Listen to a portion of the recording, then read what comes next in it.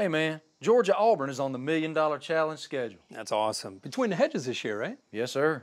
Can you imagine winning $1 million in front of that crowd? No, that place would be bananas. Even Uga would be crazy. That's one cool Bulldog. I like Bulldogs. You like Bulldogs? Come on, man. I love Bulldogs. Enter at EckridgeFootball.com for your chance to win $1 million at the Georgia-Auburn game. Do I like Bulldogs?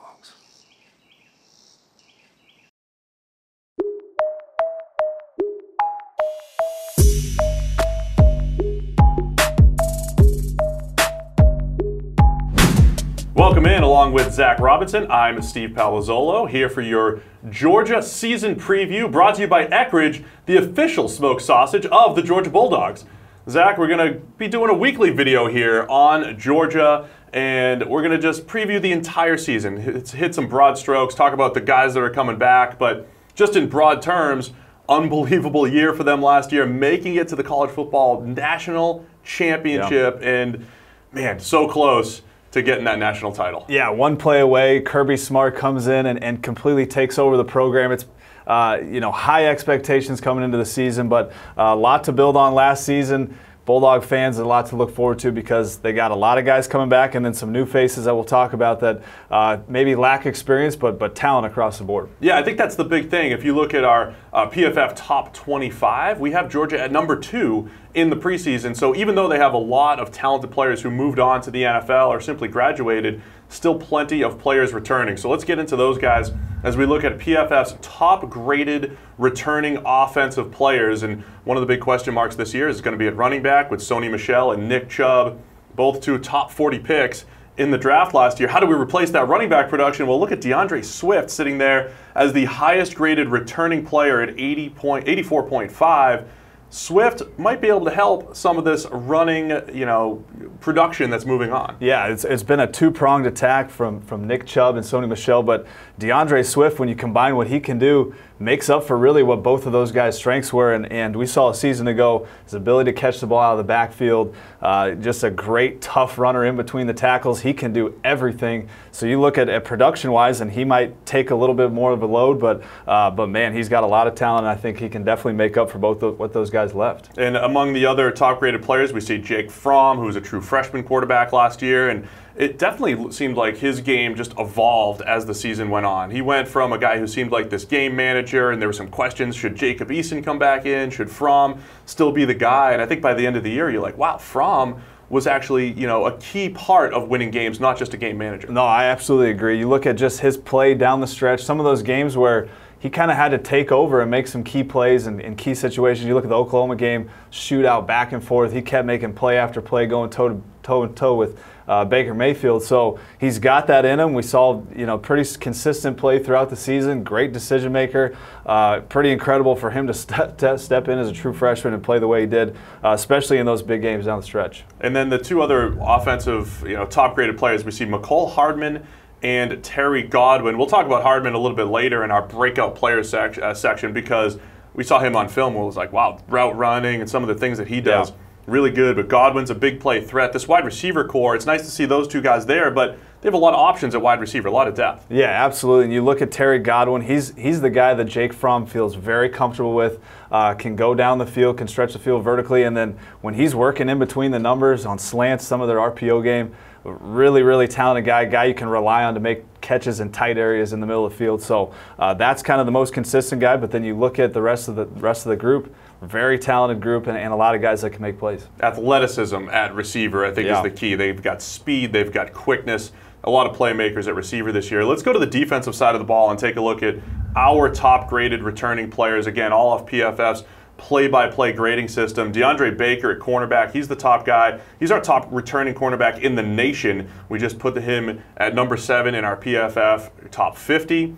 And it's just that all-around ability at corner, the ball skills, everything he brings to the table that has him as our top corner. Yeah, a lot of fun to watch. You look at some of the plays he's able to make on the ball, whether he's in off coverage, exploding to make an interception, coming up on a hitch route or anything. And then the over-the-shoulder play against Auburn last year in the SEC championship, one of my favorite plays from a defensive back all season. Just ability to track the ball in the air. The guy is absolutely dynamic at making plays on the ball. And Baker was so good down the stretch. You mentioned SEC championship and during the college football playoff. Baker made a ton of plays. The other names I think that are important to highlight on this list here, DeAndre Walker off the edge, and then Jonathan Ledbetter, interior defensive lineman. We're talking about Lorenzo Carter, Davin Bellamy, both moving on as far as edge defenders go. DeAndre Walker didn't play a ton of snaps last year, but he was extremely productive, and another one of those guys we're considering a big breakout player as he takes on a bit more of a workload this year. Yeah, no, I'm with you. I think when you look at that guy on tape, he's the guy that they want to move around a bunch. We saw him play inside, line up outside on the edge, but that's going to be the biggest thing for him is can he get consistent edge pressure replacing those guys that you mentioned. But he kind of looks like their Swiss Army knife in terms of third down passing situations, what they're going to do with him and kind of, in the stunts and different things like that to help him out. But that's definitely a guy to watch for this season. A lot of creativity from Georgia in their third down. Some blitz packages, general rush packages, and loved what they did with Walker last season. So he'll be a guy to keep an eye on. Let's get into some of the big question marks and the stories around the program right now. Of course, everything always starts with quarterback, and we've mentioned how good Jake Fromm played last year. And in any other program that's not as deep as Georgia, you're just assuming he's going to go into his true sophomore season and he's the guy. But you have Justin Fields right there with him, one of the extremely highly touted true freshmen that I think they want to see on the field. Is Fromm's job safe, or are we going to see a mix of both of these guys? Yeah, it's tough. All the reports, it looks like they're going to try to play both guys and see how it plays out. You look at Fromm, he's so consistent. It's going to take a lot, I think, for Justin Fields to take over that role and really for Fromm, to make some poor decisions or whatever it may be. But, you got a guy, Justin Fields, it'd be great if he can sit and watch and then be fully ready to compete next season. But a lot of talent. I can see why the coaches might be wanting to get eager to put him in the game. Extremely good athlete, can take off and run, take the ball over the top of the defense. So it's definitely not an easy situation. It's a nice problem to have, though, if you're Georgia, and I think it just shows how deep they are as a roster right now. Going to running back, too, we talked about Michelle and Chubb moving on, and we talked about how good DeAndre Swift was, but there's also some help back there. It should be noted, highly touted freshman Zamir White out for the season, one of the top running backs of the entire country, but you have another true freshman like James Cook, who has an explosive, big playability that they might be able to tap into. Elijah Holyfield. They still have plenty of big names to step in at running back. Yeah, exactly. James Cook's kind of been getting a lot of buzz because he's a guy that can do everything in the passing game and shows a lot of speed. So he's definitely a guy to look for. Elijah Holyfield just gets all those tough yards, the third downs, the guy that can bruise it up the middle and has shown some pretty good flashes. Florida game, big run last season. So he's a guy I think that we'll look for, especially early on in the season when we're figuring things out. Elijah Holyfield will probably be that number 2 guy that gets some of those tougher yards through the tackles. And then the other big question, defensive side of the ball, they're losing edge rushers, but they're losing the great Roquan Smith, one of my favorite players to watch in all of college football last season. You don't see a ton of linebackers that can play sideline to sideline with that type of range in the run game, but also, just like he did in the Auburn game, making pass breakups 20, 30 yards down the field. Yeah. There's a reason why he was a top 10 pick last year. How are we going to replace Roquan this season for the Bulldogs? Yeah, Monty Rice, guy looks great on tape, had some great snaps last season. He looks, you're not going to completely fill that role that Roquan left, but in terms of a guy that can step in and be pretty close in production, I think Monty Rice is going to be that guy. You mentioned the coverage skills. Monty Rice has that. They ask a lot of their linebackers in coverage to play with their back to the quarterback and match coverage and do difficult things for a college player. So I think Monty Rice looks comfortable in that and appears to have the sideline to sideline athleticism. Yeah, so then the last thing to really note here is the secondary. We already mentioned DeAndre Baker, how good he is. We have J.R. Reed returning as a starting safety. The other corner position opposite Baker, though, is completely wide open. The second safety position is completely wide open. There's a ton of names at corner. And again, it's nice to have the depth that Georgia has, But I think we're going to need a game or two to see who's going to emerge as that guy opposite Baker. Yeah, this week's going to be a great week to just get those guys on the field, see what they look like in game reps. You mentioned there's 3-4 names that we've seen, time and time again. Each have kind of a different skill set, so we'll see those guys' development from last season, what they worked all spring throughout the summer, and just who can kind of fill in that role and be the true number 2 guy. Early season games are great to see how true freshmen, get integrated into the defense or the offense. Tyson Campbell at corner, 6'2" true freshman that's getting a ton of buzz as well. He's a guy that we'll be watching, and we'll be here next week to say, hey, look, where did they, who played the most snaps, and who's really emerging in that cornerback position. So let's move on to our breakout players here. We've already mentioned a bunch of them, but these are guys I love to just pull out of the PFF database that only have maybe 200, 300 snaps, grade extremely well, and once they get that bigger workload, they take the next step. And Georgia had a lot of guys to sort through. Again, going back to their depth, McCole Hardman at wide receiver, DeAndre Walker off the edge. You mentioned Monte Rice at linebacker. I mean, there's a ton of names here for guys that we're expecting to maybe become household names by the end of the season. Yeah, McCole Hardman definitely jumps off as a guy that throughout the season just got better and better. We saw the big play in the national championship game. Pure speed guy. So if you can get the ball in his hands, he's shown that he can take it the distance and just stretch the field vertically.